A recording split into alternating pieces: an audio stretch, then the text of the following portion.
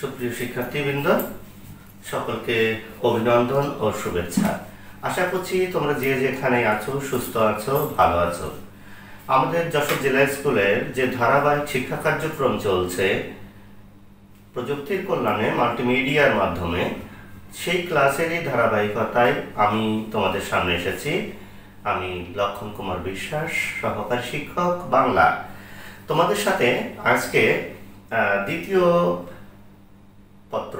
দ্বিতীয় পত্রের একটি ক্লাস বিষয় নিয়ে আসবো। খুব সহজ একটি বিষয়, তো যা আশা করছি তোমরা আমাকে সহযোগিতা করবে। এবং আমি বারবার বলেছি, যখনই আমাদের এই কন্টেন্টটা তোমরা দেখবে তখন মূল বইটা সাথে নিয়ে বলবে। হ্যাঁ, তাহলে এখন আমি আশা করছি তোমরা বইগুলোকে সংগ্রহ করে কাছে নিয়ে আসছো। তো যাই হোক, আমার যে কোনো ক্লাস শুরু করার আগে তোমাদের সাথে কথা শুরু হয়ে যায়। তো সেই কথাটা দিয়ে শুরু করি। দেখো, আমি প্রথম বলছি যে আমি ভালো আছি। আবার বলছি, প্রথম লিখলাম আমি ভালো আছি। ওকে, এবার আমি আবার বলছি তোমরা কেমন আছো।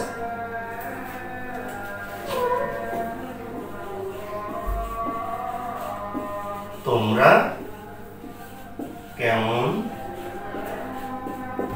আছো। তাই যদি বলি, প্লিজ খেয়াল করো, এই দুটি পদের দেখে একটু পার্থক্য দেখো তো কি আছে। একটি জায়গায় বলছে আমি, আর একটা জায়গায় বলছি তোমরা। তাহলে দুটি ক্ষেত্রে একটা জিনিস দেখছি, পুরুষগত পার্থক্য ছাড়া আর কি আছে নিশ্চয় তোমরা ধারণা করতে পেরেছো। হ্যাঁ, একটিকে বলেছি আমরা উত্তম পুরুষ, পরেরটিকে বলেছি মধ্যম পুরুষ। এই পুরুষের সাথে আরেকটা বিষয় কিন্তু সম্পৃক্ত রয়েছে, তোমরা সেটা নিশ্চয়ই খুঁজে বের করতে পেরেছো। সেটা কি? বচন। বা তাহলে আমি এটাই বলবো যে দেখো, এখানে এই যে আমি উত্তম পুরুষ এক বচন, আবার তোমরা মধ্যম পুরুষ বহু বচন। তো শিক্ষার্থী বন্ধুরা, আমাদের আলোচনার বিষয় আজকে একেবারে তোমরা ছোটবেলা থেকে যেটা খুব সহজে শিখে এসে থাকো, সেটা হলো বচন।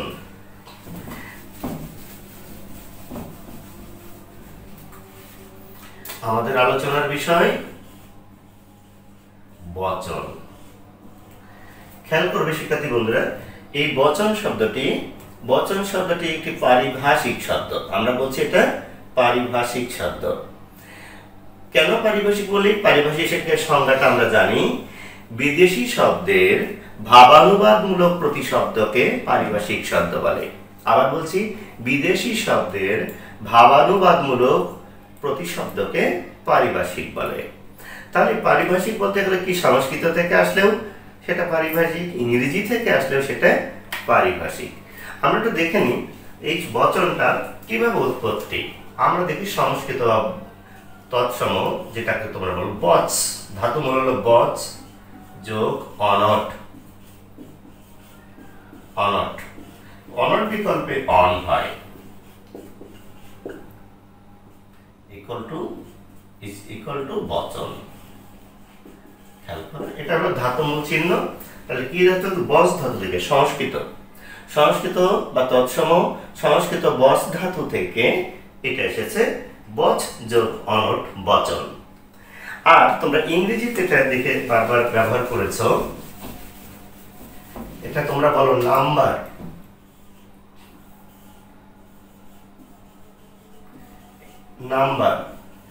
এই নাম্বারটাকে তোমরা ইংরেজিতে আমরা বলি নাম্বার। তাহলে এটা দেখে আমরা বুঝতে পারছি বচন হলো কি? বচন হলো সংখ্যার ধারণা। আবার বলছি, বচন হলো সংখ্যার ধারণা। হ্যাঁ, তাহলে এইবার আমরা একটু দেখব, যেহেতু শব্দের সাথে সম্পৃক্ত, তাহলে আলোচিত হবে কোথায়? নিশ্চয়ই বলো একটু। হ্যাঁ, বুঝতে পেরেছি যে শব্দ সংক্রান্ত শব্দতত্ত্বের আলোচিত হবে শব্দতত্ত্বে।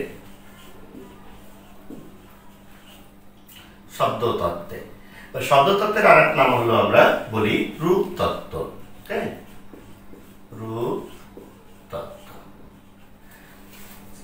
তাহলে শিক্ষার্থী বন্ধুরা আমরা এবার দেখলাম যে বচন হলো আলোচিত হয় শব্দতত্ত্বে বা রূপতত্ত্বে।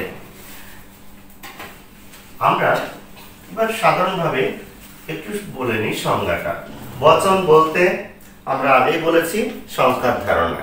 তাহলে কোন পদের সংখ্যার ধারণা, কোন কোন পদের বচন হয় সেটা একটু দেখে নিই, তাই না? তাহলে আমার সাথেই বলবে সর্বনাম পদ ও বিশেষ্য পদের, বিশেষ্য পদ ও সর্বনাম পদেরই বচন হয়। আবার বলছি বচন এভাবে জিজ্ঞাসা করতে পারে কি পদ ভেদে কোনটি ভেদে বচন ভেদ হয়, তখন আমরা এভাবে বলবো বিশেষ্য ও সর্বনাম পদ ভেদে বচন ভেদ হয়। আমরা একটু দেখে নিই কিভাবে হচ্ছে। দেখো আমি এখানে লিখলাম, আমি প্রথমে যেটা লিখেছিলাম যে আমি, আমি উত্তম পুরুষ, উত্তম পুরুষ একবচন। আবার বলছি তুমি, মধ্যম পুরুষ একবচন। আবার বলছি সে, যেটাকে বলে নাম পুরুষ, তোমরা ইংরেজিতে বলো থার্ড পারসন সিঙ্গুলার নাম্বার। সে, এটাকে বলছি নাম পুরুষ বা প্রথম পুরুষ একবচন, একজনকে বোঝাচ্ছে। তাহলে এই জায়গায় যদি আমরা বলি আমরা, আমরা, তাহলে কি হলো? এটা বহু বচন হলো, অনেককে বোঝাচ্ছে। তাই তুমি যদি বলি তোমরা, তাহলে হচ্ছে সেটা বহু বচন। আর সে যখন এটাকে বলি তারা, তাহলে হলো বহু বচন। এই পদগুলো কি সব? সবই হলো সর্বনাম পদ। কোন পদ? সর্বনাম পদ। ওকে, সর্বনাম পদ। তাহলে এক প্রথম দেখুন সর্বনাম পদের সাথে এই বচন ভেদ হচ্ছে। এছাড়া আমরা বলেছিলাম বিশেষ্য পদেও হবে। হ্যাঁ, যেমন বিশেষ্য পদেও হচ্ছে, আমরা যদি এইভাবে বলি করিমেরা, রবীন্দ্রনাথেরা, এটাও বলতে পারতাম, যদি প্রয়োগ বৈশিষ্ট্য ভিন্ন।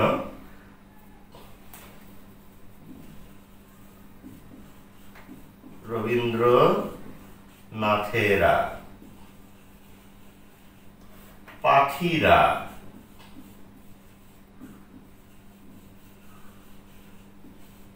পাখিরা, শুধু পর্বত দিলাম, এই পর্বত একটি নাম পদ, এর সাথে যোগ করলাম মালা, তাহলে হয়ে গেল পর্বতমালা। তাই শুধু রবীন্দ্রনাথ বললে প্লিজ খেয়াল করো, শুধু রবি একসাথে বহু বচনটা দেখিয়েছি।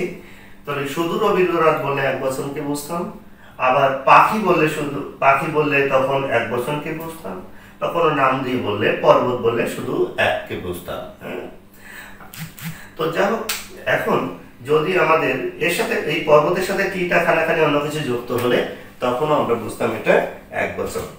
তো আমরা এইভাবে দেখি যে আসলে বিশেষ্য পদের সাথেও বহু বচন হয়, আবার সর্বনাম পদ ভেদেও বহু বচন হয়।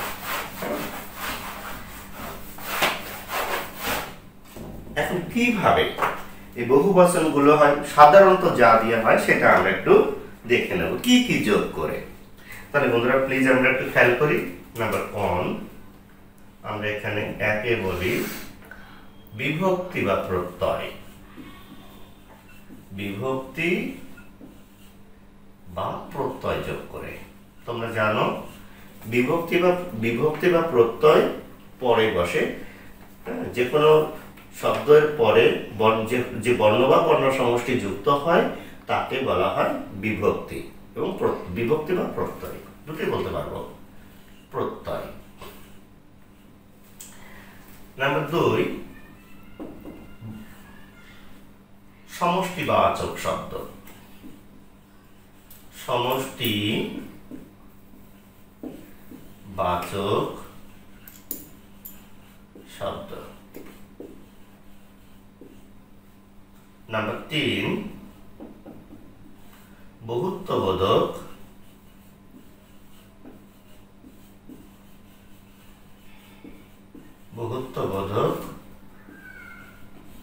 শব্দ, যেটাকে এটা এই বহুত্ববোধক শব্দ বা সমষ্টিবাচক শব্দ, এগুলো সব এসেছে সংস্কৃত থেকে। তোমরা একটু খুব গুরুত্বপূর্ণের সাথে এই দুটো মনে রাখবা, প্রশ্ন করে তোমাদের অনেক সময় যে বহুত্ববোধক শব্দ কোথা থেকে এসেছে, বেশিরভাগ কোথা থেকে এসেছে। এই বহুত্ববোধক শব্দগুলো কিন্তু বিশেষণ হিসেবে কাজ করে। হ্যাঁ, বিশেষণ হিসেবে কাজ করে। সমষ্টিবোধক কি বহুত্ববোধক কি আমরা দেখাচ্ছি, একটু অপেক্ষা করি।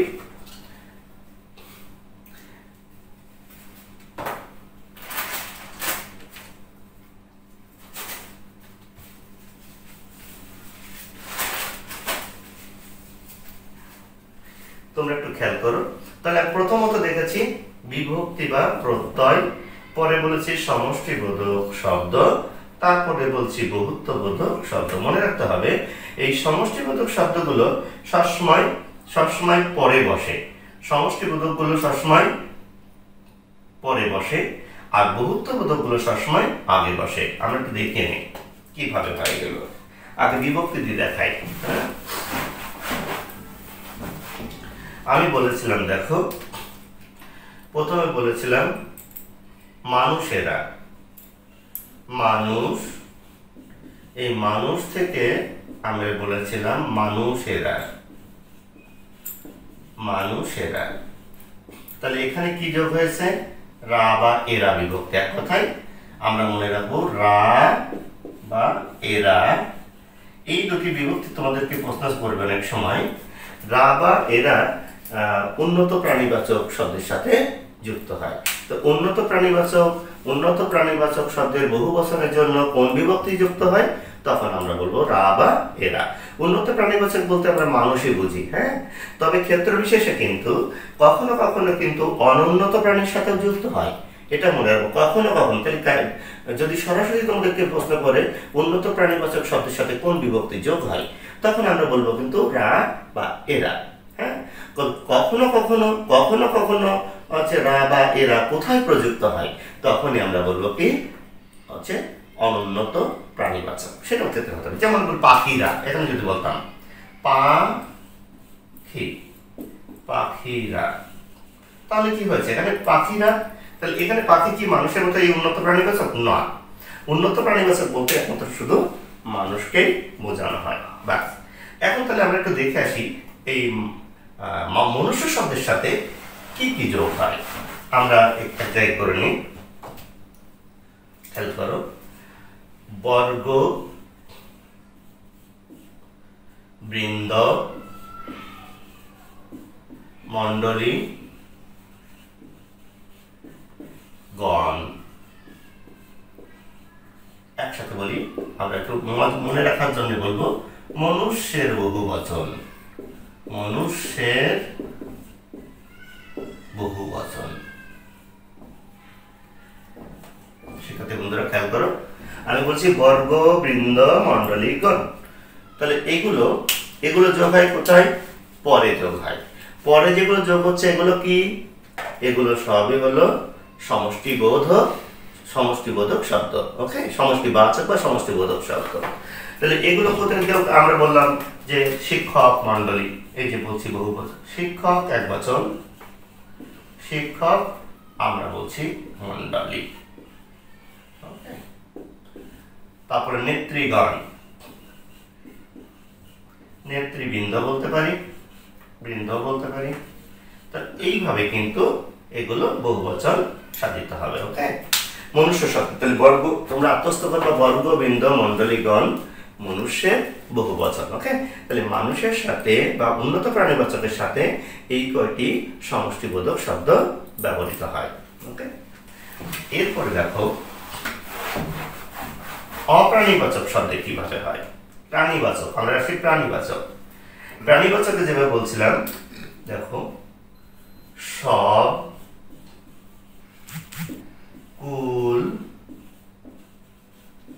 সকল, সকল, সমূহ, গোলা, গুলি, গুলো, গুলো। আমরা একটু মনে রাখার জন্য এইভাবে বলি, এতেই প্রাণী আর এরাই, এইভাবে বলি, এতেই প্রাণী আর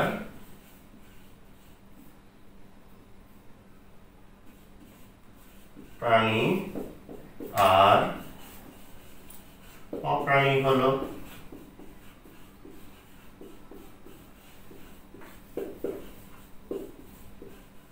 শুধু মনে রাখার জন্য এটা বলছি, সকল সকল সমূহ গুলাগুলি গুলো এতেই প্রাণী আর অপ্রাণী হলো। অর্থাৎ এগুলো আমরা দেখব, এগুলো বসবে কোথায়? এগুলো বসবে ওই একমাত্র যে প্রাণীবাচকে বসবে, আবার বলবো অপ্রাণীবাচকে বসবে। হ্যাঁ, আবার বলছি প্রাণীবাচক ও অপ্রাণীবাচক উভয় ক্ষেত্রেই বসবে। হ্যাঁ,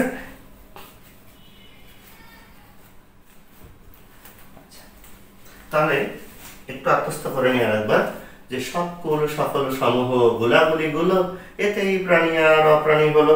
আমরা একটু দেখে নিই যে এগুলো কিভাবে প্রয়োগ হয়। এই সকলটাকে দিয়ে অন্তত দেখিয়ে দিই কিভাবে হচ্ছে, আর সব তোমরা পারবা। এগুলো খুব সহজ জিনিস আছে, কিভাবে প্রাণীতেও আছে, কিভাবে অপ্রাণীতে আছে। তোমরা জানো, দেখো যদি বলতাম পর্বত, নিশ্চয়ই তোমরা এটাকে প্রাণীবাচক বলতে না। হ্যাঁ, পর্বত, এই পর্বতের সাথে বহুবচন যোগ করতে কি হলো? সকল। ওকে, সকল। আবার যখন যদি বলি মানুষ, যদি বলতাম মানুষ, পর্বত, তোমরা জানো এই পর্বত শব্দটি নিশ্চয়ই অপ্রাণীবাচক, তাহলে এই অপ্রাণীবাচকের সাথে কিন্তু সকল বসেছে। আবার যদি দেখতাম মনুষ্য, মনুষ্য জকলা, এই মনুষ্যর সাথে কি বলছে দেখো? সকল।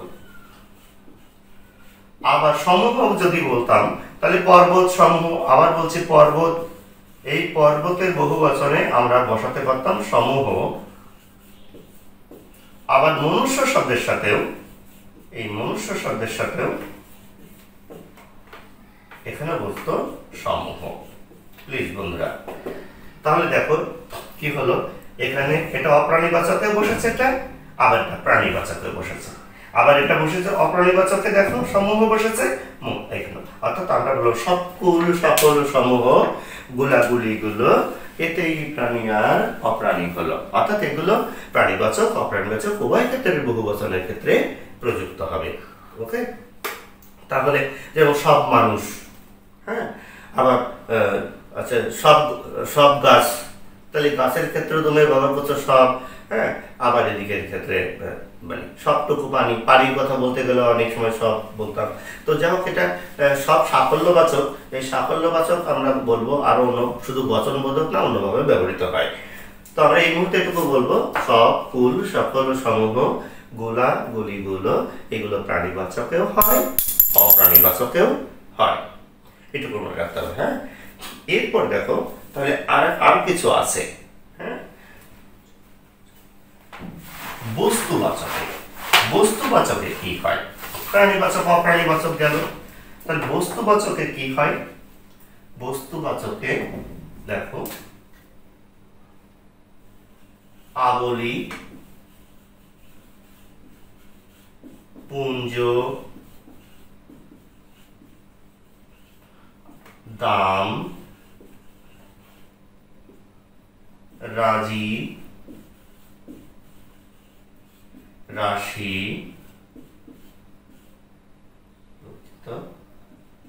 রাজি,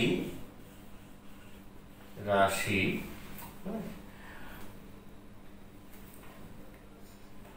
নিকর, এরকম অনেক কিছু আছে, নিকর, নিচয়। হ্যাঁ, তাহলে এখানে বলছে আবলি, পুঞ্জ, দাম, রাজি, রাশি। হ্যাঁ, রাজি, রাশি, এরকম যদি বলো নিকর, হ্যাঁ, নিকর, এগুলো সব সব কিন্তু ইসে আসবে, নিকরও আসবে। এইরকম অনেক নিকর, এই নিকর, এগুলো সব কোথায় বসে?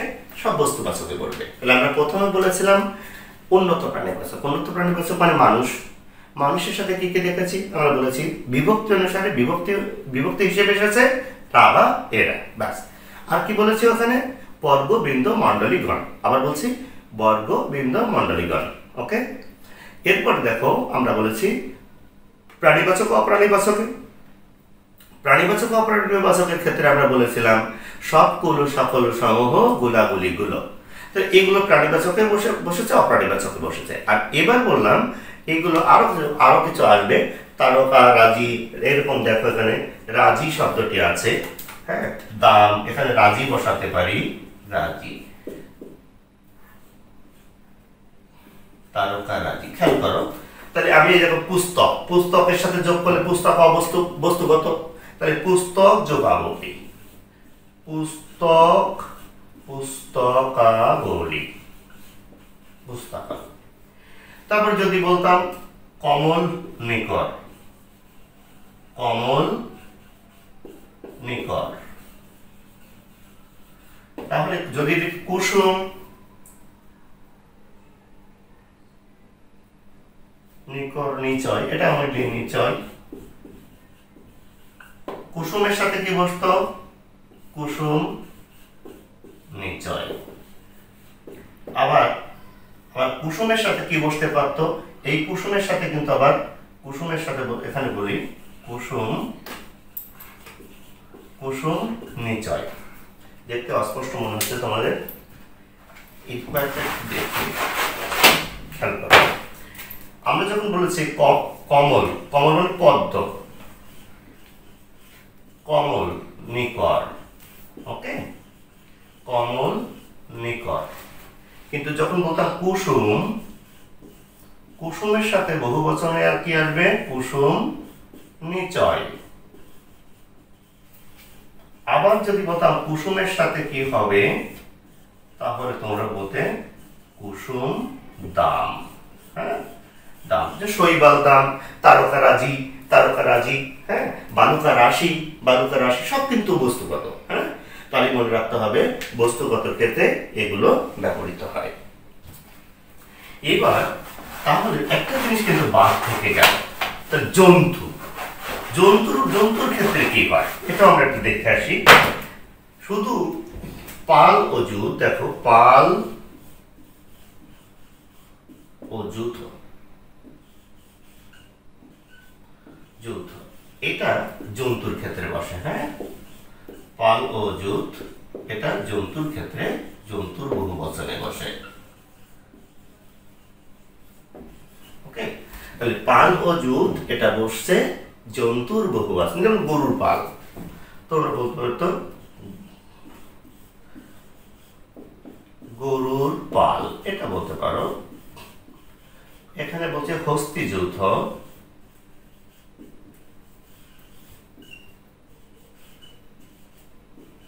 হস্তি যৌথ, এইভাবে কিন্তু, তাহলে এই যেহেতু জন্তু, তাহলে আমরা আবার বলছি জন্তুর বহুবচনে কি হয়, পাল ও জুত হয়।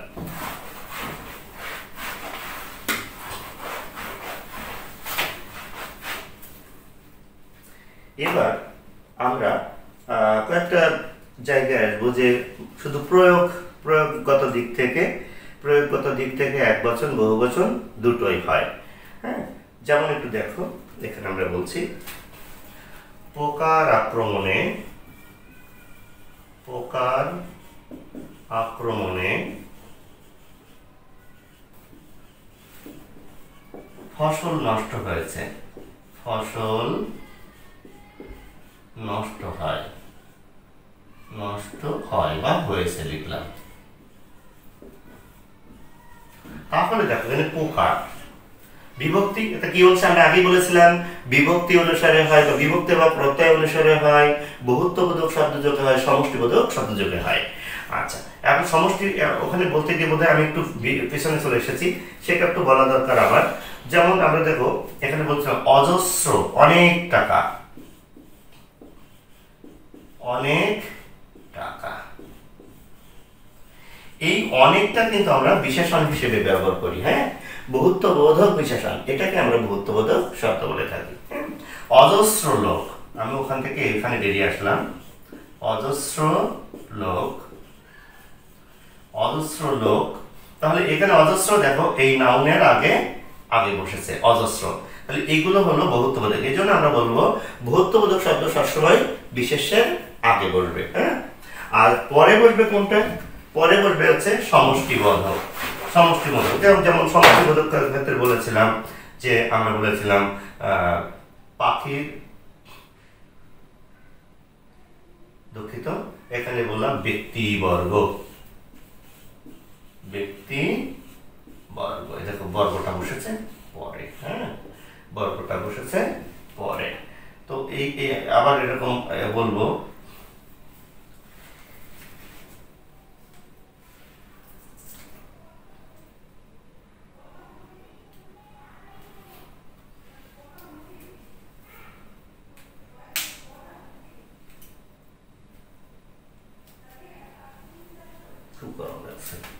তাহলে এখানে বলবো যেরকম বলেছি ব্যক্তি বর্গ, ছাত্র বৃন্দ, হ্যাঁ ছাত্র বৃন্দ, এরকম কিন্তু আমরা সেগুলো পরে বসিয়েছি।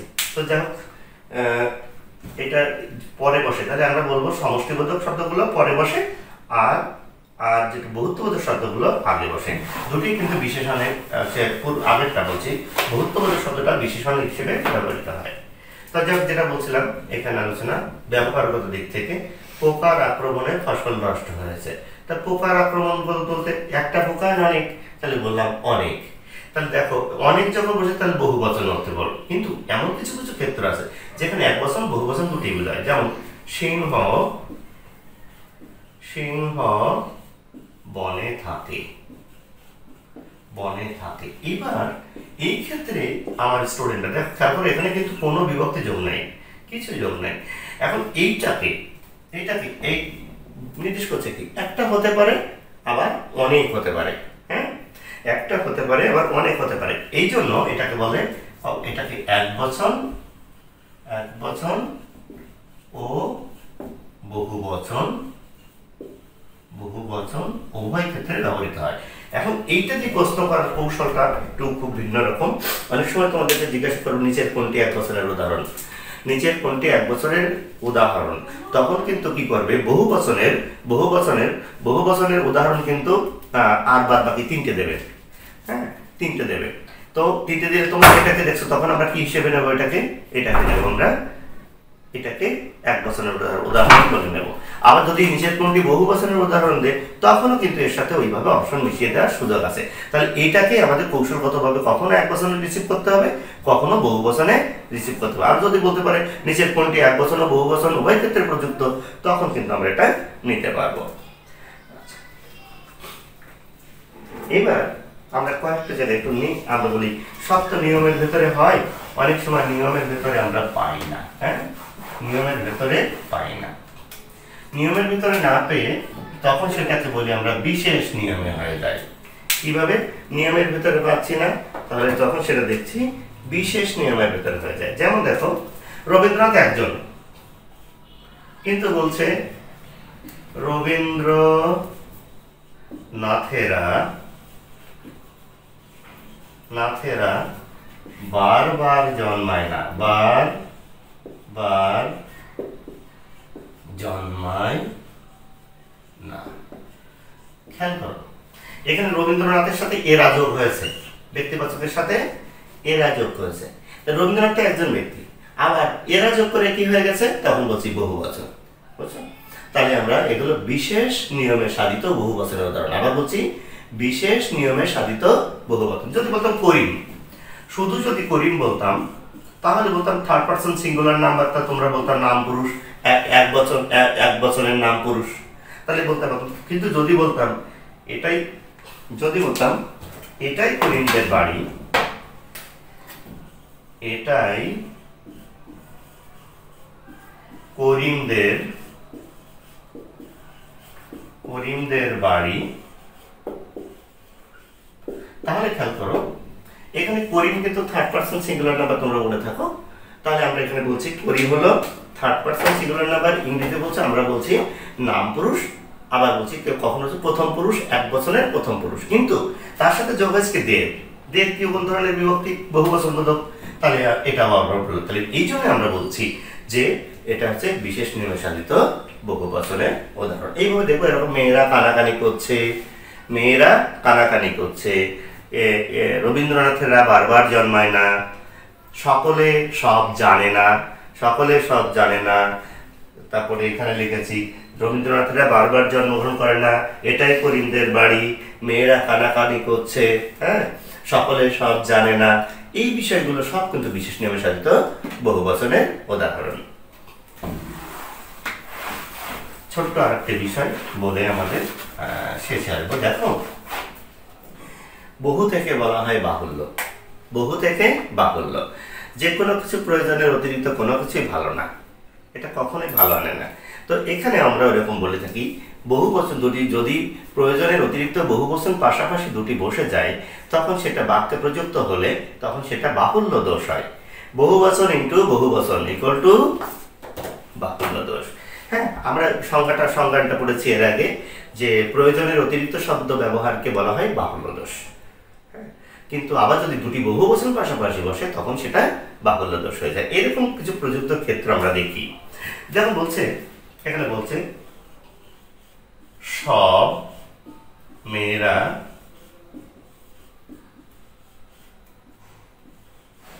মেয়েরাই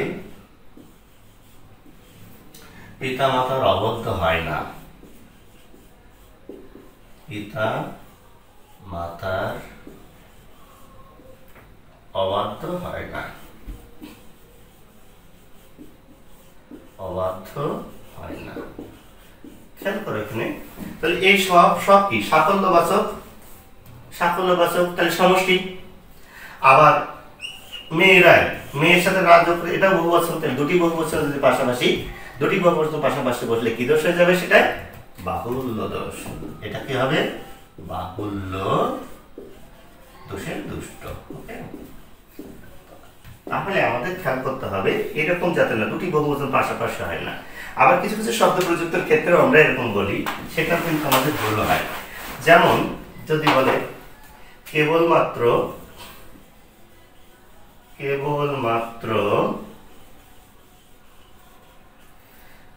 শিক্ষার্থীরাই প্রবেশ করিতে পারিবে,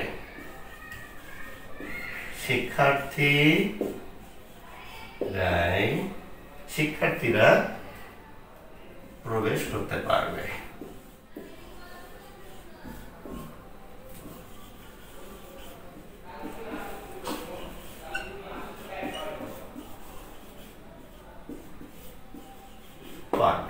তাহলে এখানে খেয়াল কর, যদি বলতাম কেবল শিক্ষার্থীরা প্রবেশ করতে পারবে, তাহলে বাক্যটা হতো না? অবশ্যই বাক্যটা হতো। আবার যদি বলতে মাত্র শিক্ষার্থীদের জন্য প্রযোজ্য বা সেই এটা এভাবে, তাহলে কেবল এবং মাত্র যদি পাশাপাশি আসে, এই দুটো কিন্তু একসাথে হয় না। কেবল এবং মাত্র একসাথে হয়। তুমি যদি মাত্র এই কয়টা টাকা দিলে হবে, আবার কেবল এই কয়টা টাকা দিলে হবে।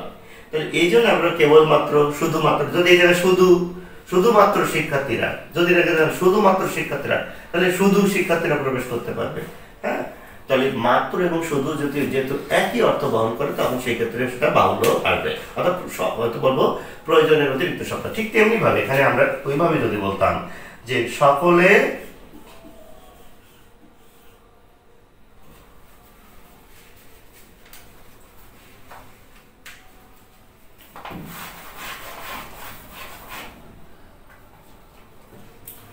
এইভাবে বললাম, সব মানুষরাই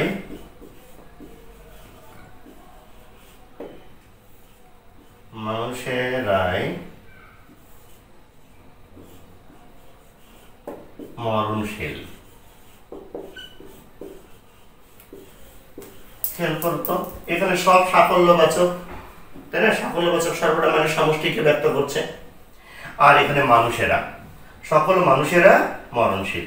আমরা যদি শুধু বলতাম সকল মানুষ, সব মানুষ মরণশীল হয়ে যেত, এটাকে একবচন করলে, অথবা বলতাম মানুষেরা মরণশীল, তাই না? তাহলে হতো, তাহলে সব মানুষ মরণশীল অথবা মানুষেরা মরণশীল। তাহলে এখানে যদি বহুবচন, দুটি বহুবচন পাশাপাশি বসেছে, মানে এটা বাহুল্য দোষে দুষ্ট আছে। ওকে, ব্যাস। এছাড়াও কিছু কিছু শব্দে তোমাদের বিদেশি শব্দে আসলে দেখবা, বিদেশি শব্দে বুজুর্গ, বুজুর্গান, সাহেব, সাহেবান, এরকম কিছু অল্প ক্ষেত্রে রয়েছে। তোমরা এগুলো একটু মনোযোগের সাথে দেখবা। আর আমি আমার মতো করে চেষ্টা করেছি সংক্ষিপ্তভাবে বচনের কথা, কিন্তু তোমরা ওইভাবে যদি বলো বচন কি, তোমরা কিন্তু সহজেই বোঝেছো স্যার, সহজেই বলতে পারবা। আমি সংজ্ঞাটা করি আর না করি তোমরা আগে থেকেই জানো যে স্যার একত্বকে বোঝালে এক বচন, আর বহুত্বকে বোঝালে বহু বচন। অর্থাৎ যে পদ ব্যাকরণের যা দ্বারা একত্ব বা বহুত্বকে প্রকাশ করা হয় তাই হলো আছে বচন। হ্যাঁ, তো এই ক্ষেত্রে আমরা বলবো এক বচন, অর্থাৎ একত্বকে প্রকাশ করলে, বা আমরা বলতে পারি এক। সংখ্যাগত ক্ষেত্রে সংখ্যার ধারণা বলেছি, তাহলে সংখ্যাগত ক্ষেত্রে এককে প্রকাশ করলে তখন সেটাকে বলবো একজন, এক ব্যক্তি, এক বস্তু, এরকম। একজন, এক ব্যক্তি, এক বস্তু, এরকম কোনো কিছু প্রকাশ করলে সেটাকে বলবো আমরা এক বচন। আবার যদি বলি যে একাধিক ব্যক্তি, একাধিক বস্তু, একাধিক দ্রব্য, এইরকম যা কিছু প্রকাশ করবে সব হলো বহু বচন। তবে বচনটা তোমরা একটু ভালো করে দেখবা, সহজ জিনিস, যদিও তোমরা ভালোভাবেই পারবা আমি আমার বিশ্বাস। তো আমার ক্লাসটাতে যদি তোমরা উপকৃত হয়ে থাকো তার জন্য ধন্যবাদ। অন্তত এটুকু মনে করো যে আমরা যে ক্লাস একেবারে পুরোপুরি ক্লাস থেকে বন্ধ ছিলাম, সেই বন্ধ থেকে আমরা ফিরে আসছি। হ্যাঁ, অবশ্যই আমাদের যশোর জেলা স্কুল অনেক আগে থেকে আমরা, তোমরা জানো, কাজ করছি। এই ফিরে আসছে বলতে আমার তাগিদটা বুঝবে যে না, স্যার আমাদের একটা ক্লাস করিয়েছেন বচন, সুতরাং সেই বচনটা আমরা একটু দেখি, বইয়ের সাথে মিলিয়ে একটু দেখবে। আমি সংক্ষিপ্ত আলোচনা করছি, তোমরা বিস্তৃত পেয়ে যাবে, বইয়ে আরো সুন্দর করা আছে, তোমরা ভালোভাবে পারবে। তো যাই হোক শিক্ষার্থী বন্ধুরা, এই বচন নিয়ে সংক্ষিপ্ত পরিসরে আর কোনো আমি তোমাদের জন্য বাড়ির কোনো কাজ দেব না। অন্তত শুধু আমি বইয়ের আলোকে বইয়ের ওইগুলোকেই তোমরা সুন্দর করে দেখবে। তবে কিছু উদাহরণ দেখবা ওখানে আছে, সেই উদাহরণগুলো থেকেই তোমরা বাড়ির বহু বচনগুলো বসাবে। ওকে, দেখবে উদাহরণ বইয়ে অনেকগুলো উদাহরণ দেওয়া আছে, যেটা বহু বচনবোধক শব্দ বা প্রত্যয় বা বিভক্তি দেওয়া নেই, ওইগুলোকে তোমরা ওখানে সুন্দর করে ব্যবহার করবে, তাহলে তোমাদের বাড়ির কাজটা সম্পন্ন হবে। তো যাই হোক, এতক্ষণ তোমরা আমাকে সহযোগিতা করেছো, তার জন্য ধন্যবাদ। যারা এই ক্লাসটা দেখছো, তোমরা, আমার বিশ্বাস যে তোমাদের হৃদয় চিত্ত অনেক উদার, আমার ত্রুটিগুলো তোমরা স্বাভাবিকভাবে দেখবে, এটা আশা করছি। এবং সেই আশাবাদ রেখেই যে তোমাদের শুভকামনায় আজকের মতো ক্লাস শেষ করছি। ধন্যবাদ সকলকে।